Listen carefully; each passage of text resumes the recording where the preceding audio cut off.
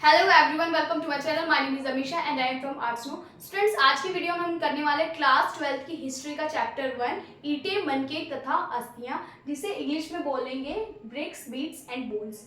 ये दोनों मैंने इंग्लिश और हिंदी में इसलिए लिखा है बिकॉज इस चैप्टर में मैं खाली इंट्रोडक्शन ही देने वाली हूँ और बाकी का जो एक्सप्लेनेशन है, डिटेल एक्सप्लेनेशन, वो आपको नेक्स्ट वीडियो में मिलेगा। और आप ये मत सोचना कि मैम अगर हिंदी में एक्सप्लेनेशन कर रही है तो इंग्लिश में हमें ट्रांसलेट करने में दिक्कत होगी। हम इंग्लिश मीडियम के, नो वे। डोंट वरी, इस चीज़ को लेके आप घबराइए मत। जो इंग्लिश में है वही चीज़ हिंदी में, बस खाली लैंग्वेजेस का डिफरेंसेस है और कुछ नहीं है। तो इस वीडियो में खाली आपको इंट्रोडक्शन मिलेगा। सो प्लीज़ जिन्होंने भी मेरे चैनल को लाइक नहीं किया, सब्सक्राइब नहीं किया, लाइक एंड सब्सक्राइब ज़रूर कर दीजिए ताकि आपको मेरी वीडियो मिलती रहे ऐसे ही, और आपको आपके नॉलेज की वीडियोस मिलती रहे। जैसे कि आप अभी आप स्टडी कर रहे स्टूडेंट्स हो, 11th क्लास में हो या 12th क्लास में हो, तो मैं सारे क्लासेस की वीडियोस बनाती हूँ एंड कॉलेजेस के भी रिलेटेड अपडेट्स डालती रहती हूँ। तो सो प्लीज़ स्टूडेंट्स मुझे सपोर्ट कीजिए ताकि, क्योंकि आप लोग के सपोर्ट से ही मैं आगे बढ़ूँगी। So please support me. अगर आप लोग सपोर्ट नहीं करेंगे तो मैं आगे नहीं बढ़ूँगी। अगेन एंड अगेन मैं हर एक वीडियो में यही बोलती हूँ। सो बिना टाइम वेस्ट किए अब हम वीडियो को स्टार्ट करते हैं। So let's go. जैसे कि मैंने बताया कि चैप्टर का नेम क्या है, ईंटें, मनके और अस्थियां। ईंटें, मनके और अस्थियां इस चैप्टर का नेम इसलिए रखा गया है क्योंकि जैसे कि आपने पहले एक चैप्टर पे पढ़ा क्लास 11 में, जैसे कि हमने पढ़ा था क्लास 11 पे, हमने पढ़ा था मेसोपोटामिया का जो कल्चर था, उसमें क्या था कि उसमें ना हमें सारी चीज़ें ना रिटन फॉर्म में लिखी गई थी कि, और उसके ज़रिए वही एक सोर्स था जिसके ज़रिए हमने उस पूरे कल्चर के बारे में जाना कि वहाँ पे लोग ऐसे रहा करते थे, उनका पहनावा ऐसा रहा होगा, उनके घर इस तरीके से थे, जो क्लास 11 में हमने पढ़ा था।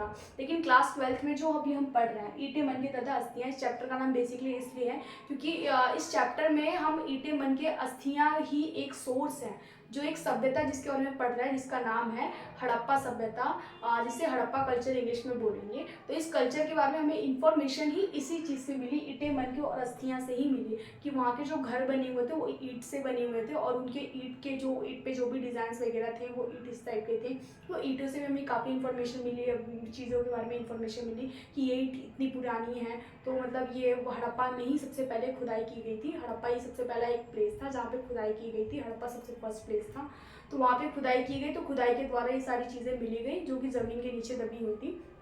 तो वो सारी चीज़ें निकली, जिसमें से पहला था ईंट। ठीक है, तो ईंट मिला। उसके बाद मनके, जो कि वुमेन्स वगैरह वेयर करती हैं। मन के बाद अस्थियाँ जो मतलब, अस्थियाँ तो आप जानती होंगे बेसिकली जो बोन्स होते हैं। तो ये सारी चीज़ें मिली। ये सारी चीज़ों के बेस पे हमने अंदाज़ा लगाया कि हड़प्पा सभ्यता जो कल्चर होगा वो इसी से, मतलब हमने वो किया कि रिलेट किया कि इसी तरीके का होगा कि लोग वहाँ पे ऐसे रहते होंगे, उनके घर इस तरीके से होंगे।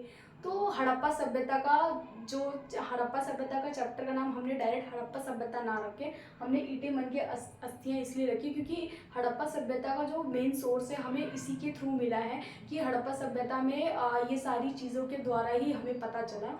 यही चीज़ है जिसके हमें हड़प्पा सभ्यता के बारे में बताया, तो इसलिए हमने हड़प्पा सभ्यता नाम ना रखे। चैप्टर का नाम क्या है, ईंटें, मनके, अस्थियाँ। अब आप लोगों को क्लियर हो गया होगा इस चैप्टर का नाम ईंटें, मनके और अस्थियाँ क्यों है, और इंग्लिश में ब्रिक्स, बिट्स एंड बोन्स क्यों है। इस चैप्टर का नाम हड़प्पा कल्चर या फिर हड़प्पा सभ्यता क्यों न रख के ये नाम रखा गया है। ठीक है, उसके बाद हमें इसके जो सोर्सेज हैं कि जैसे मैंने बताया कि ईंटें, मनके और अस्थियाँ, ये इसके बेसिकली सोर्स है जिसके द्वारा हमें पता चला हड़प्पा सभ्यता के बारे में। और कौन कौन से सोर्सेज जानते हैं, एक तो आभूषण, जो ड्रेसिंग सेंस होता है, ड्रेसिंग सेंस भी पता चलता है कि अब देखो, अब एक मैं एग्जांपल के तौर पे बता रही हूँ।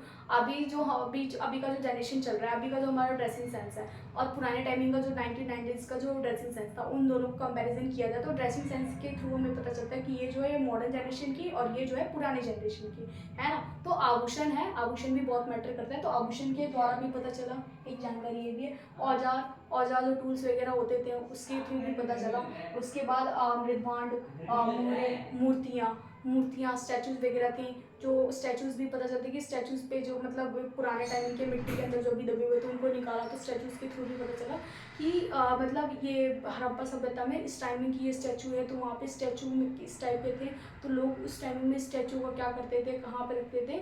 जैसे ही हम भगवान की पूजा करते हैं तो भगवान का एक स्ट्रक्चर देखते हैं ना कि मतलब शिव जी हैं, शिव जी के मतलब बड़े बड़े लंबे लंबे बाल हैं, उनका ड्रेसिंग सेंस अलग है, कान्हा जी का अलग है। तो वैसे ही हमने एक स्टैचू के थ्रू भी पता लगाया कि मतलब एक स्टैचू वहाँ पे इस तरीके के हुआ करते होंगे, जैसे कि हमने देखा, तो उसको देख के हमने पता लगाया।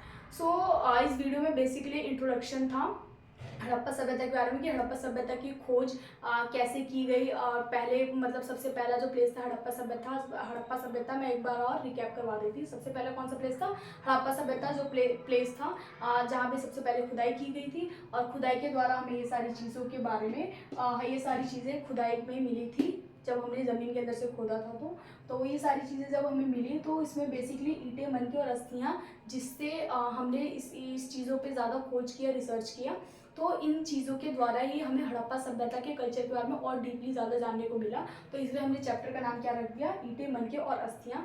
और बाकी के अगले वीडियो में आपको डिटेल एक्सप्लेनेशन में मैं पूरा डिटेल एक्सप्लेनेशन में पूरे चैप्टर के बारे में बताऊंगी कि पूरे चैप्टर में और भी आगे क्या क्या चीज़ें हैं। सो स्टूडेंट्स, अगर आपको मेरी वीडियो अच्छी लगी हो तो लाइक एंड सब्सक्राइब जरूर करना और शेयर जरूर करना। ज़्यादा से ज़्यादा लाइक करना, सब्सक्राइब करना और शेयर करना। मैं फिर अगेन कह रही हूँ कि आप लोगों के सपोर्ट से ही मैं आगे बढ़ूंगी। तो प्लीज़ मेरी वीडियो को लाइक कीजिए, शेयर कीजिए और खाली व्यूज़ देके मत छोड़िए। अगर आपको अच्छा लगा तो प्लीज़ कमेंट बॉक्स में हाँ मैम आपकी वीडियो अच्छी लगी हो, या फिर अगर आपको ऐसा लगता है कि इस वीडियो में किसी चीज़ की कोई कमी रह गई हो, जो पॉइंट मैंने ऐड ना किया हो, तो प्लीज़ आप मुझे वो भी कर सकते हो। मुझे बुरा नहीं लगेगा कि मतलब इन्होंने मेरी इंप्रूवमेंट एरिया ना बताए हो। तो so please again like and subscribe मेरी ज़रूर कीजिए, और मेरे वीडियो को देखने के लिए thank you for watching my video.